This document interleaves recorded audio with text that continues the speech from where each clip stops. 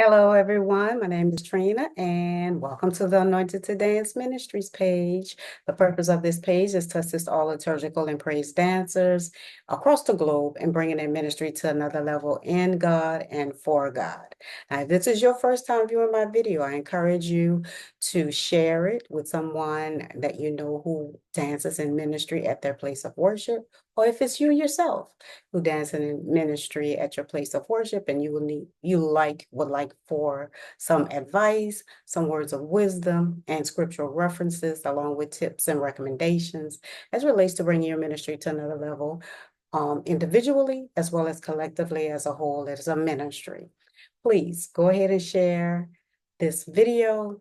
Go ahead and like this video, subscribe, and comment in this video, as well as any other videos that are on my page that I encourage you to go to and check it out. And I'm sure you will be blessed, and the ones you share it with will be blessed as well.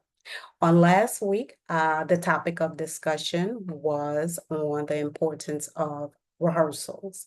Rehearsals in general are very important, whether in acting, singing, dancing, and playing instruments, but in particularly in dance. Dance rehearsals are very, very important. So go to my page, look for that particular video, and go see why all rehearsals are very, very important. I come from personal reasons, professional reasons, and spiritual reasons why dance rehearsals are very important.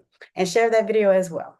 All right, so today I'm going to talk about bad invitation experiences. Many of us, dance ministry members, dance ministry leaders, choreographers, and ministry as a whole, we receive invitations from other churches, whether it's the choir having a musical, other dance ministries having their dance concert or conference or workshop, or if it's someone individual or someone outside you may not know, or a friend of a friend that's inviting you or your ministry to go forth and dance either for a wedding or for a big birthday bash, a milestone, whatever the case may be. I'm sure you've had some great experiences. So have I. But there were some experiences that were not so great. And so I'm going to talk about that on today. And I'm sure many of you can relate. And if you have any experiences that were not so great, I encourage you to share with me, share with us your experiences, even if it's just one experience that you cannot forget. You'll never, ever forget this experiences because it was so bad, whether it was unorganized or the host or the person who invited you was nonchalant or had a bad attitude, nasty attitude, or the accommodations were awful or were not available to you and your ministry, or if they promised you or you both agreed on having financial compensation and it was not provided, then that's another issue as well. So share that or any other issues that you probably had during your experience. Share that as well. I would love to hear from you. I love to hear from all of you. Again, let's do more in 2024. So on today, as I mentioned, I'm going to talk about the experiences only for just a few, about three of them. I've been in a group. I've been in three different dance ministries, as well as I've done solo pieces. I'm going forth for solo pieces, basically for weddings, anniversaries, big musicals, or what have you. Excuse me. And so I'm going to share just a few of my experiences. Pardon me. Let me get some water. I'm gonna act up. Now that I got company. Okay. Shoot. Okay, my first experience. This is when I was part of a group. I'm not going to name the group, but if the members happen to watch this video, y'all know, y'all know about this experience. Okay, this experience happened one year. We were invited to the group that I was in. We were invited to minister in New York. Um, in particular, in particularly Brooklyn, New York. And it was for a pastor's church anniversary taking place. So all we had to do was get there. It was through a third party, another pastor that got us and invited us. And supposedly it made all arrangements for us. All we had to do was get there to New York, which we did, and all the hotel arrangements, everything that we needed, any accommodations that we needed were going to be available. We get to New York and our hotel did not exist. A hotel arrangement did not exist. Now, just for clarity, the pastor who was having a church anniversary, he did not invite us. It was his friend, who was also a pastor, invited us to Brooklyn, New York. And this pastor's anniversary was taking place in Brooklyn, New York. So we get there, hotel accommodations were not available. So fortunately, one of the dancers is from New York, a particular city close by Brooklyn, and her mother was still there, still had her home, still had adequate space. So we ended up sleeping there. We stayed there. Other than that, if her mother was not there, we wouldn't have had anywhere to stay, or we would have had to come out of pocket some kind of way to pay for our own hotel stay. Now, the pastor who invited us and supposedly made arrangements, he and his wife had their hotel. They were straight downtown New York. Okay. But anyway, so the event was taking place on Friday night, the church's anniversary. We got dressed, we were taking pictures, and we were ready. We rehearsed, we stretched, we ran through the choreography. We made sure the sound check guy had our song, our music, because we started putting one song on the CD. That's the best advice. Don't have, if your group or your ministry or you yourself as an individual, if you're ministering for a particular event, and you use just one song, just have that one song on the CD or thumb drive or what have you. Don't have 5 and 6 different songs and they're pressing the wrong song. That's going to be crazy. So just word of advice. So we gave them our song and we were ready. Time went on. The anniversary was supposed to start at, I believe, 7 o'clock. 7 o'clock came and went. 8 o'clock, 8:30. I think about 8:40, 8:45, we were told that to go ahead and get dressed in your regular clothes because they're not going to celebrate on tonight. This was a Friday night because a lot of people were not there. Okay. So we were like, okay, this is the first.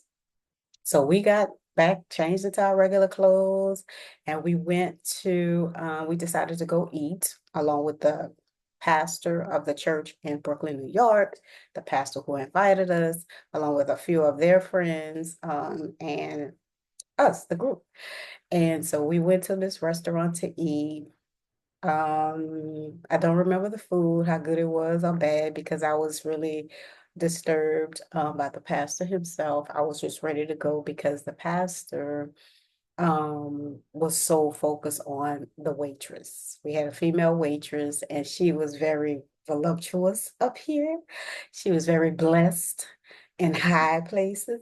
And so so the pastor, Brooklyn pastor, Brooklyn, New York pastor, he kept acknowledging and talking about it amongst us, not to her, but amongst us. And so one of the dance members and I, we were sitting next to each other. We were like, that's odd. That's why is a pastor talking about a woman's blessed parts? And so we were disturbed. I didn't like it. She didn't like it. And I'm sure the other dancer didn't like it. So that was an awkward night, an uncomfortable night. We ate, left, slept by the other dancers' mother's house, and prepared to go to the next day because when the event was postponed until that Saturday morning, and we were prepared to go forth, and we actually went forth. The thing about it is, there were probably 5 people there. There There were probably 5 people there. Probably had 5 people last night, the night before. And he talk about it. Everybody didn't show. There weren't enough people there. Okay, well, there weren't enough people here. So they still went forward with the anniversary. We still went forth as we were asked to do with the ministry. Went forward with the ministry. So yeah, that was that experience. Yeah, it was disappointing in so many different ways. So, and I was ready to go. And we did the next day. So that was that experience. My second experience was another group I was a part of in Atlanta, Georgia. I was part of this group and we were invited to go forth and dance for a Martin Luther King Jr., Dr. Martin Luther King Jr.'s big celebration. And we were told that his daughter, Bernice King, was going to be there. Pastor Bernice King was going to be there. A lot of people, big wigs, Hoosier Doozers were going to be there. And it was going to be a great event to be a part of, to go forth and dance for. Once we get there, um, it was starting late. It was late. The host, the person who organized the event, she was not there. But when she did show up, she barely acknowledged us, barely spoken with us, really didn't give us any guidance. There was hardly any space for us to change for those who needed to change. We had kind of had to cover one of the dancers or two of the dancers up so they could we had to circle around it so they could do their little quick change or what have you. It was in this room where everybody was. There was really no privacy. There was nowhere for us to run through our piece before the event. And then the host finally shows up. When she does, like I said, she really didn't acknowledge us, speak to us or anything like that. And then she told us where we were on the program, which meant we had maybe 35, 45 minutes time before going forward. So we were like, okay, so the director of the group was like, okay, well, y'all, let's hurry up so we could get together and just go run through the dance piece before it's time to go forth. And I'm gonna try to go bring the music to the sound person. And speaking of the sound person, the DJ wasn't there on time either. He wasn't there on time. He got there. I'm not sure what time the event was supposed to start, but whatever time it was supposed to start, he was just setting up his musical equipment, the DJ, all of that. So, and so while we were trying to get together and getting ready to get our minds together to run over the dance piece, and then we prayed. But once we started to get together, here comes the host, the organizer. We need y'all on now. Y'all need to go on now. We like now? Okay, so we were rushed. So we had to rush outside, back outside. It was an outside event. We had to rush outside. There was no stage set up, properly set up. It was basically cement, like raised cement that we used as a stage. Okay. And so and then after we got up, we danced, we had to stop because the sound was very, very low. When the DJ or MC put our music on, the sound was very low. We had to stop and had to do it again. Once he pressed play, the sound was a little higher, but it was still low. But we just went forth with it because they kept playing it. So we just had to go on with the program. And so we continue to go on with the program and go forward with our dance piece. We finished it, but once we were done, I don't know about everybody else. I was very disappointed in the whole situation. It was so unorganized. It was so unwelcoming, and hardly anybody was there. It was supposed to be a big to do, right? Bernice King was supposed to have been there, but guess where she was? She was in Washington, D.C.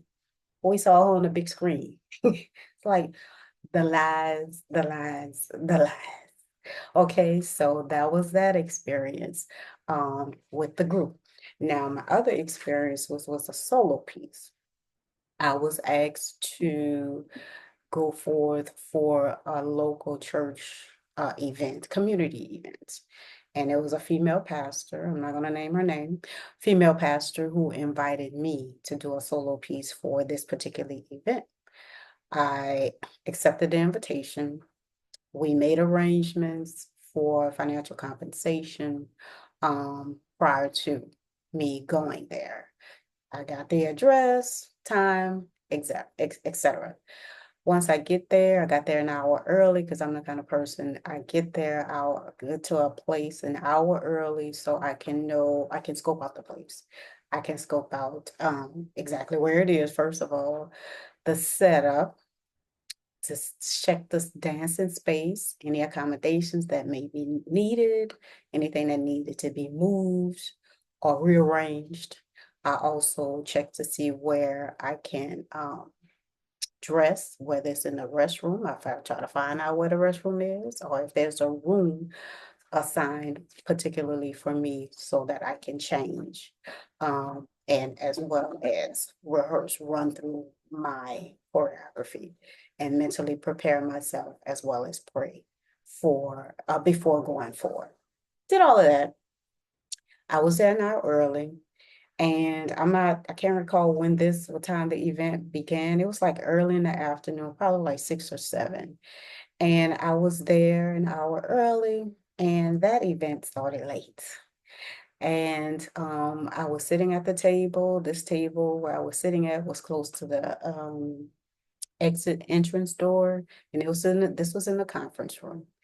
And I was sitting at the table. The female pastor who invited me, she saw me, came and spoken to me, and we talked for a few minutes, and then she left to finish tending to other businesses as relates to this particular event she organized and invited me to.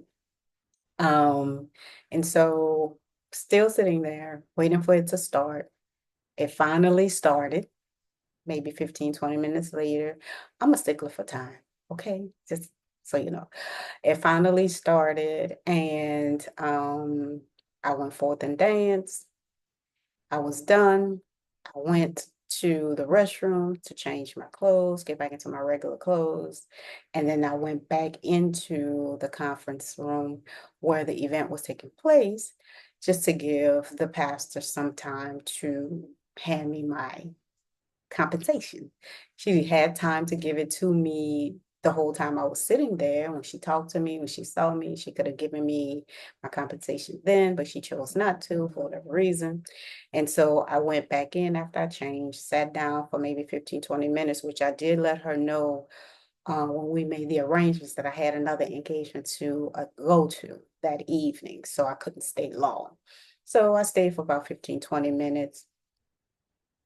She still chose not to do what she agreed to do. So I left. And then the next day, I decided to give her a call to follow up. And she didn't answer. I called several times. She didn't answer. And so I decided to email her. I emailed her and she finally replied. And unfortunately, we were going back and forth. She was trying to put the blame on me, saying, "You left. I could have given it to you, but you left." And I had to remind her, "Hey, I was there. I was sitting there for a good little while before your event began. You started late, and I was still sitting there. You had plenty of opportunity to compensate me, to give me my compensation." And so unfortunately, that relationship was severed. And she asked me for my address. I gave her my address, and she did mail me my check. And of course, when I received the check, I did call the bank to make sure the funds were available, and they were available. So I guess what I did? I hurry up immediately. I immediately went and cashed that check. So those were my experiences I wanted to share. There were plenty more, but I'm sure that many of you have had bad experiences with invitations. Again, whether it was to a wedding, a conference, a musical, a big birthday celebration, a church anniversary, pastor's anniversary. I'm sure some of you have had bad experiences as well. And I would love to hear your experiences. So whether it's one or two, or three. It doesn't matter. Share with me, talk to me. Let's talk about your experiences because I'm sure you've had plenty. Even as relates to accommodations, there's always an issue with accommodation and definitely sound. There's always a problem with sound. So again, unorganized, somebody have a bad attitude because that lady with the solo, the female pastor, she had a bad attitude, nasty attitude. And at the Martin Luther King event, she kind of had a little whatever attitude as well. People who are over events, you really need to be people. You need to be a people person in order to have things run effectively. And that's what draw people back to you. And that's so the next event that you have, you won't have a problem or issues with getting people to say, yeah, I'll be there. You know, you can count on me. You know, so some people don't realize that your personality and the way you treat people really affects your future events. So keep that in mind, even for you, dance ministry leaders, when you have your event, workshop, concert, conference, whatever you decide to have, make sure you are a people person. You have a good personality. You treat people right.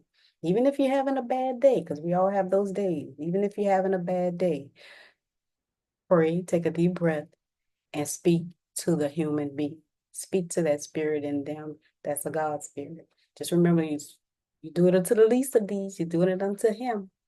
So keep those things in mind.